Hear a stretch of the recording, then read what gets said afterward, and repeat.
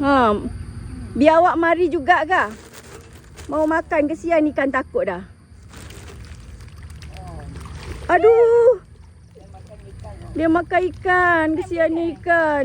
Dia pun makan biskut yang baling tu. Tak, makan ikan.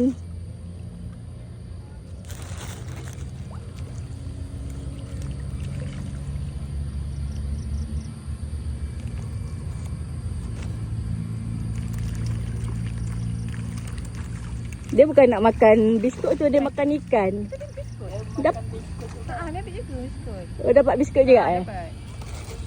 Besar kau kat sini. Besar kau tangkap masak kari. Sedap ke? Tak. Macam baca lah Dayani ni. Kita dah berbual kan. Kalau dah orang kata anjing ni boleh buat korban dah lama terang je. Mm-mm. Yang dah tadi.